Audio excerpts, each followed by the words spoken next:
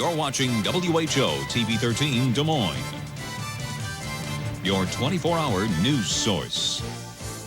This is Newscenter 13 at 10.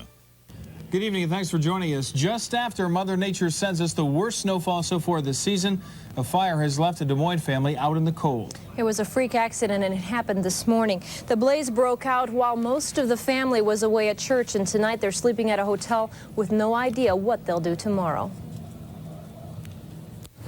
All of a sudden you realize your whole life is gone right there. Just 2 payments from being paid for. And it's gone. Ethel Kellogg came home from church to find her home gutted by fire. It must have been a short in the toaster that started it. Kellogg says her daughter was home but barely got out of the house. She was sleeping, but she got out and ran out to the neighbors in her stocking feet. Got a hold of us. We lost everything in it. Friends and neighbors showed up to help the Kellogg's, but nothing could be done. Kellogg says the intense heat of the fire melted items not touched by flames, including her hanging plants on the porch and her refrigerator. Our grandson's birthday presents, but no one was hurt, so that's one thing.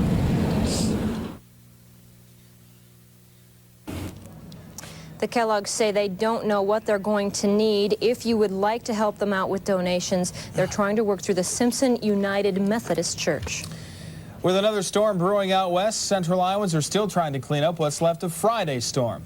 This was a pretty common sight around the metro today. High winds caused blowing and drifting snow, and a lot of folks were forced to haul the shovel and snowblower back out to re-clear their walks and driveways. But the clear skies also gave motorists a chance to reclaim their cars and trucks they had to abandon in the storm. Mary Mills has that story. What's the cross street? There's cross street. Another call for Kevin Baker. The tow truck driver's been digging out cars since Friday evening. They'll get on this ice and snowpack, and they're using the brakes too much. They need the gear down. Even today, there are still scores of vehicles stuck in the snow.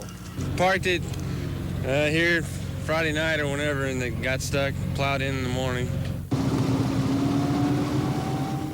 Baker expects to work into the night. He's not the only one. In downtown Des Moines, crews are hurrying to get parking lots cleared for the start of the work week.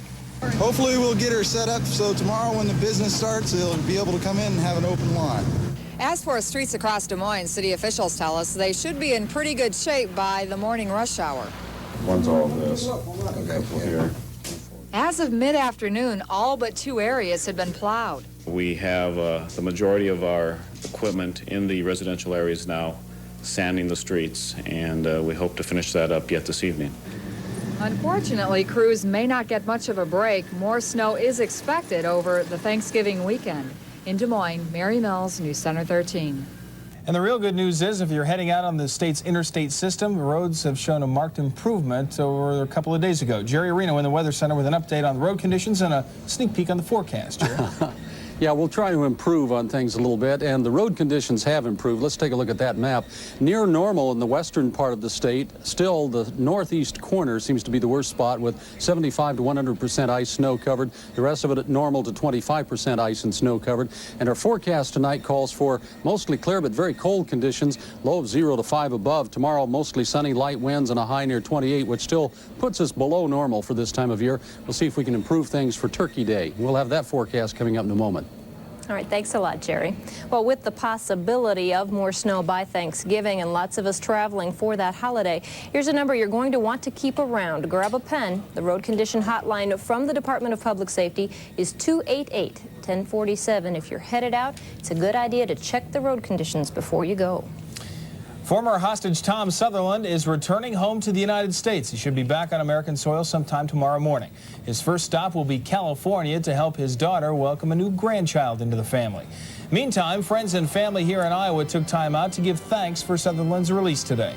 Nearly 200 people gathered at the Collegiate Presbyterian Church in Ames to pay tribute to the former hostage.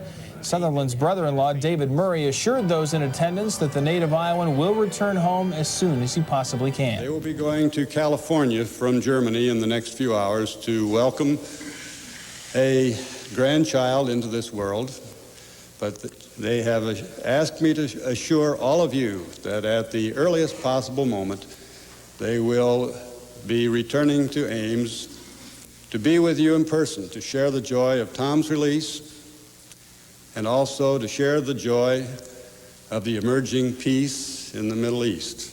Students and faculty at Iowa State still hoping to get Tom Sutherland and Terry Anderson to Ames for next year's Visha celebration. A group of ISU students were at Southridge Mall today asking shoppers to sign an invitation that will be sent to Sutherland and Anderson once he's released. The Visha committee wants the two alums to serve as grand marshals in the upcoming Visha parade. Pro-Iranian sources say the next American to be freed in Lebanon will be Joseph Sicipio. This video shows Sicipio making a statement back in 1989. He was kidnapped in Beirut in 1986.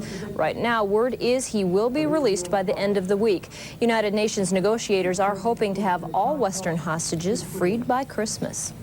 Israel is blasting the U.S. tonight, though, for ignoring their wishes and holding the next round of peace talks in Washington. But Prime Minister Yitzhak Shamir said this will not derail the peace talks. They are to resume December 4th in Washington. Now, Israel wanted the conference to take place in the Middle East.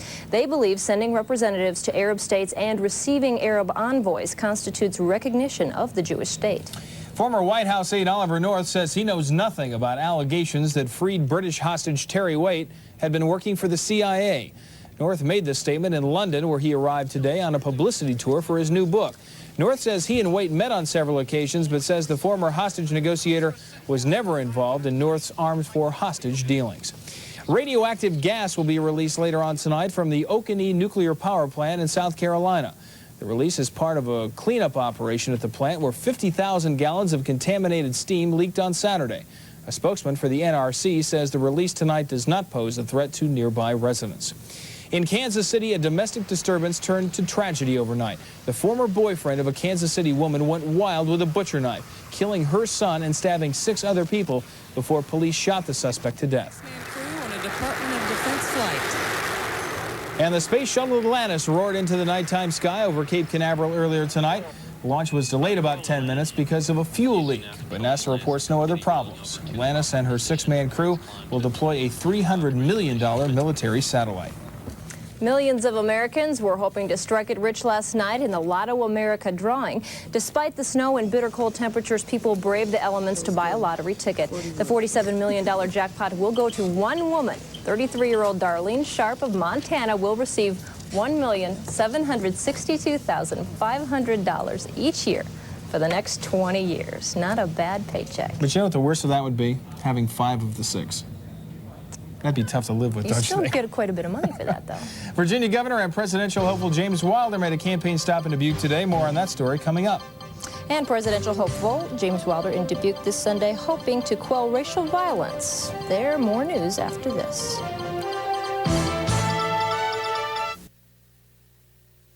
Be a part of the Newscenter 13 team. Call our Newshawk hotline at 282-TV13 if you see news happen or capture an event on videotape. Virginia Governor and presidential hopeful Douglas Wilder made a campaign stop in Dubuque today to talk about the state of the economy and the racial tensions that have gripped that community. Wilder met privately with Alice Scott, a black woman who has been the target of hate crimes in Dubuque. Wilder accompanied Scott and her family to a local community center where he told the gathering that hate crimes are a disease that will infect the entire nation if not addressed. As it has shown and rallied behind her. Because today it's Alice Scott, Dubuque, owl. Tomorrow it's John Doe, any place, USA. Wilder also took the opportunity to criticize President Bush for his lack of ardent support for a civil rights bill signed into law this past week. A Des Moines man in the Polk County Jail tonight charged with attempted murder in a double stabbing last night. Rescue crews rushed 2 men to the hospital with multiple stab wounds. It happened outside of Nelson's Bar on 6th Avenue. 26-year-old Craig Olson was seriously injured, but he is in good condition tonight. The second victim, Dan Spadell, is in fair condition. John Cox of Des Moines is one of the men accused in the stabbing. A second suspect, Tommy Hurd, is already out on bond awaiting trial for attempted murder. Students will be heading back to class at Brody Middle School in Des Moines after a fire last Friday sent them hurrying from the building. Crews were working over the weekend to get the school cleaned up and ready to go. Officials say a small electrical fire in the girls' locker room filled the halls with smoke. Students were safely evacuated, but there was extensive smoke damage. Again, school officials say classes will resume tomorrow morning. It was a busier day than usual for Des Moines area cab drivers. They took part in the annual Paul Elway Food Drive. The annual event provides groceries for 2,500 needy families in the metro area. Yellow cab workers at Polk County Supplemental Foods and at the Fairway store at 100 Euclid teamed up to get the food distributed. The drive is in honor of former Ankeny businessman Paul Elway. Well, a brief respite from the winter today, but we've got another storm brewing out west. Jerry's got the forecast coming up. And with a winner in the Lotto America, we start over fresh on Wednesday. Here's a recap of the weekend drawings with estimated jackpots for Wednesday.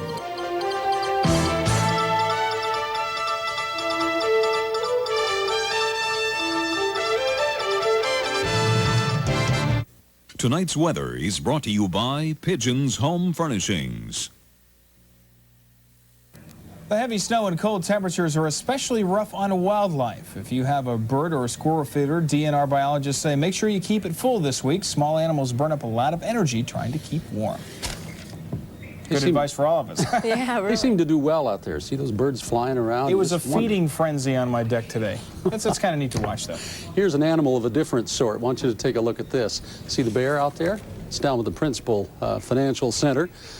Yes, it was cold out there. How cold? Well, right now it's 13 degrees. We have clear skies, humidity at 80%, northwest winds on the light side. Barometer at 30.30 rising, wind chill 3 degrees above zero. Does it seem to be a little bit colder than normal? Well, you're absolutely right. Our high today of 20 is about less than half the normal high, as was the overnight low. We had to go back to 1915 to take a look at the record. Let's take one final look at the snow depths, folks. As you can see, most of it running from west central Iowa up through the northeast, almost a foot of snow in Waterloo. But if it makes you feel any better, Milwaukee, let me try that again. Minneapolis, St. Paul, never can remember the Twin Cities. They have set a new record for the month of November with the 6.5 inches of snow they had Saturday. They're now up to 31 plus inches of snow for the month of November. And we still have the rest of the winter to go. The satellite photo shows the storm moving off through the Great Lakes area. Another jet stream bringing some moisture over the southeast, and out west a new storm, as Scott said, is brewing. It's moving in over the Rockies. But at this moment, latest models show that brushing the state of Iowa. Most of the snow is falling, guess where? Minneapolis, St. Paul. That's right. Tonight you can see the precipitation over the Great Lakes moving into the New England states, and then the precipitation out west. We're looking for some very chilly temperatures in the wake of that storm. Readings in the single digits over the upper Midwest, 10, 20, 30 degrees. Freeze warnings as far south as Florida, Georgia, and the Carolinas. Some relief on the way with 30s and 40s moving in across the plain states tomorrow, but it'll help our road condition situation. As we said a little bit earlier, normal conditions in the western part of the state. Worst of it is still up in the northeast. The rest of the state basically 25 to 50% ice and snow covered as you move around. Tonight, a chilly night in store with northwest winds 5 to 10 miles per hour. It'll drop below zero probably in some sections of the northeast. The rest of us will see about 5 to 10 above. And tomorrow, plenty of sunshine, but still chilly. We'll have light variable winds. Readings tomorrow will be basically in the 20s. Could get up to the freezing mark in the western part of the state. Let's take a look at our forecast now for the greater Des Moines area. Mostly clear and cold tonight. Winds out of the northwest 5 to 10. Lows could be from 0 to 5 above. Tomorrow mostly sunny. Light winds and a high of 28 for the start of your work week. Tomorrow night increasing cloudiness as that new storm approaches. Lows will be in the teens. As we look ahead for our extended forecast, a chance of some snow on Tuesday, about a 30% chance here in central Iowa. Most of it will be in the northern part of the state. Cloudy on Wednesday, and at this point, we are forecasting a dry turkey day. Now, if you'd like to fly away, the boarding gate giveaway gate number this evening for Van and Connie tomorrow morning is C6. Fly you someplace in the country, hopefully warm. I was going to say, is that a southbound flight? Yeah, there you go. Any way you want to go. All right, thanks, Jerry. 4 weeks ago, Newscenter 13 brought you the compelling account of Paul Bonacci, the man who confessed to a key role in the 1982 kidnapping of paperboy Johnny Gosch. Well, tomorrow night at 10, Jim Strickland's exclusive follow-up, Doreen Gosch's jailhouse confrontation with Paul Bonacci. Paul, I don't blame you. I feel so bad about it because what they made me do. A mother goes face-to-face with the man who claims to have the solution to her son's disappearance a decade ago. I took Johnny Gosh tomorrow on Newscenter 13 at 10. Oh, how the mighty have fallen in Week 13 of the NFL. Pat has the highlights coming up. And the Cyclones pick up where the Hawks left off in their season open in Ames, while Johnny Orr watched the game at home. All the sports next. Pat joins us now, and a heck of a start for the basketball season. That's right. I think we've proven one thing: the Hawks and Cyclones can score against this team, at least, that they play this weekend. Last night, Iowa blew away Maryland Eastern Shore by 56 points. Tonight, it was Iowa State's turn, but the Cyclones were without Johnny Orr, who was serving a one-game suspension for comments made after last season's Big 8 tournament. Jim Hallahan in charge. He watched the Cyclones jump out to a big lead. Lauren Meyer gets it ahead finally to Fred Hoiberg for 2 of his 15 points. Later in the first half, Hoiberg will feed Justice Thigpen, who drives the lane for the bucket. 28-10 ISU at that point. Then with time winding down in the first period, Lauren Meyer is wide open. He'll get the easy jam. The Cyclones were up 43-29 at the break. And Ron Bayless began lighting it up from the outside in the second half. Bayless with 4 3-pointers and a game-high 18 points. Iowa State trounces Maryland Eastern Shore 114-59. 5 Cyclones finish in double figures. Meanwhile, Johnny Orr was prohibited from being at Hilton Coliseum for tonight's game, so he watched it on TV at his home in Ames. The head coach became a fan for just one night. Everyone but poor Greg Hester got a point or something in there, and most of them played well at different times, so it's a good opener. I think it beats opening with Syracuse or Indiana, certainly. What's it like sitting here? It's got to be a little bit frustrating to watch your own team on the court and knowing you can't call a shot. Well, the big thing in the beginning, when the game was a little closer and everything, and waiting is the worst part. Once we got it away, why, then it was more fun. It was, you know, you knew it didn't make a difference where I was. We were going to beat them. Meantime, the Iowa State women open up their regular season this afternoon at Hilton. Wisconsin, though, down the Cyclones 84-70. Shonda Fitzgerald with 16 points to lead ISU. Just 3 games in the NBA tonight. Portland down San Antonio. Clyde Drexler with 48 points. The Clippers lead Seattle in the 4th. Milwaukee and the Lakers are tied in the 2nd quarter. Well, Simpson finally played their Division III playoff game this afternoon. Heavy snows forced them to move inside the Unidome. The Redmen hosting Wisconsin lacrosse in a first-round game. Lacrosse, though, out to the early lead. John Jenke scores from a yard out. It was 7-0. They led 21-zip before Simpson got on the board. Scott Driscoll pitches it to Rob Sinclair. He'll throw a pass to Bernie Stevenson, a 31-yard touchdown. The Redmen still trailing 21-7. Wisconsin lacrosse went on to win it 28-13, knocking Simpson out of the playoffs. They finished the season at 10-1. And the latest Associated Press top 25 college football poll out. Miami still number 1, but Washington trails by just 20 votes now. Florida State remains 3rd, followed by Michigan, Florida, Penn State, and the Iowa Hawkeyes are up 2 spots this week to number 7. Alabama's 8th, Tennessee 9th, and Texas A&M rounds out the top 10. There are no unbeaten teams left in the NFL. Week 13 turned out to be unlucky for the Washington Redskins and several other top teams. The Dallas Cowboys ruined Washington's chances for a perfect season, shocking them at RFK. In the 2nd quarter, Emmitt Smith races in from 32 yards out. The game was tied at 7. Dallas took the lead before the half. Troy Aikman throws it up for grabs. Alvin Harper corrals it in traffic, 14-7 Cowboys. Dallas added to their advantage in the second half. Steve Berline in for an injured Aikman. It's Michael Irvin for the 23-yard strike, 21-7 Cowboys. They go on to hand the Redskins their first loss of the season, 24-21 the final. Another upset at a snowy Soldier Field in Chicago, but it was all Bears in the first half. They took a 7-0 lead on the Dolphins on this 3-yard run by Brad Muster. Chicago padded their lead with a couple of Kevin Butler field goals, up 13-3 in the 3rd quarter. But Miami rallied late. After a block punt, Dan Marino finds Pharrell Edmonds for a 2-yard TD. The game was tied at 13, sending it to OT. In sudden death, Miami drove down and won it on this 27-yard Pete Stoyanovich field goal. 16-13, the Dolphins sink the Bears. At the Metrodome, the Lions surprised the Vikings. Barry Sanders got things started early with his 17-yard scamper, 7-0 Detroit. Minnesota, with a little trickery, managed to tie it. Darren Nelson on the halfback option, Anthony Carter with the catch and a 25-yard TD. But Sanders was too much for the Vikes defense. He rushed for a career-high 220 yards and 4 touchdowns. The Lions roll past the Vikings 34-14. And in Cleveland, the Chiefs dropped their second in a row. KC had problems with turnovers all afternoon. Here, Christian Okoye fumbles for the second time deep in Browns territory. Meanwhile, Cleveland's offense was able to score. Bernie Kosar hits Leroy Horton to clear. He takes it 76 yards for the touchdown. The Browns were up 17-0. The Chiefs did come back in the fourth. Steve DeBerg finds Emil Harry on the 6-yard strike. Too little too late, though, as Cleveland upends KC 20-15. Elsewhere on this day of upsets, New England knocked off Buffalo. The Patriots with 4 sacks and 4 interceptions of Jim Kelly. Pittsburgh surprised Houston as Warren Moon threw 5 interceptions. The Packers topped the Colts 14-10. The Raiders beat the Bengals 38-14. Phil Simms replaced an injured Jeff Hostetler and threw a touchdown pass with just 16 seconds left, lifting the Giants over the Bucs. Seattle edged the Broncos. It was Philadelphia by 20 over Phoenix. The Jets took care of the Chargers. And Atlanta trying to pull another upset tonight in New Orleans. The game is tied 20-20 in overtime. And here's your chance to pick next Sunday's game here on TV 13 in our Ultimate Automotive NFL Telepick. Call our in-touch line at 246-5600, category 1314. To vote for the New England-Denver game, press 1. To vote for the Kansas City-Seattle game, press 2. Lines will be open until midnight Tuesday. Well, there's still more to come because Sports Sunday is just ahead, including a preview of tomorrow's NCAA cross-country meet. Stay tuned for Sports Sunday.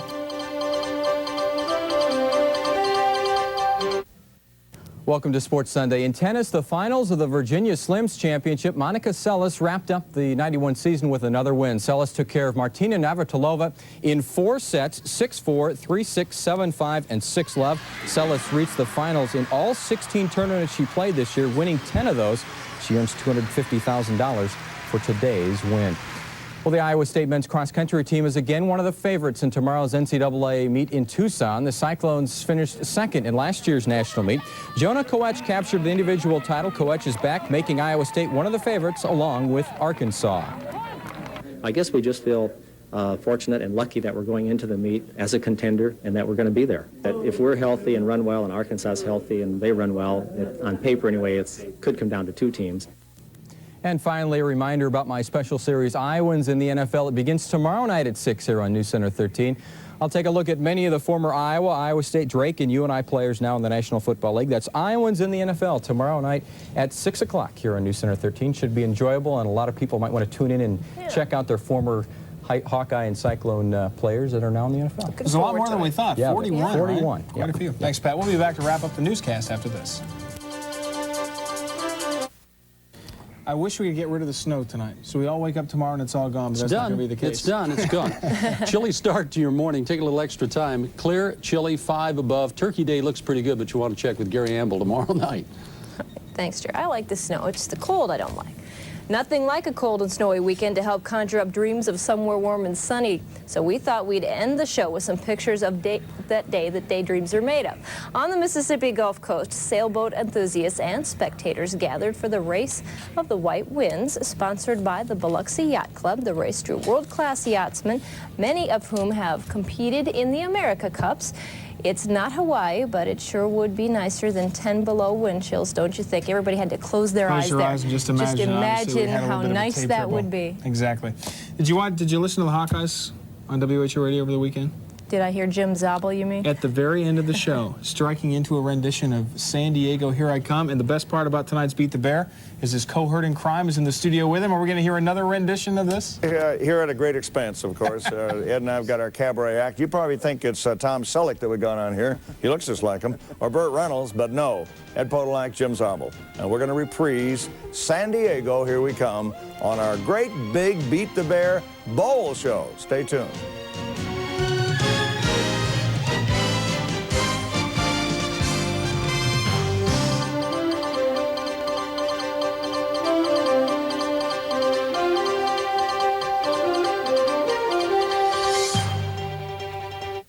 Beat the Bear is brought to you by Mid-States Ford.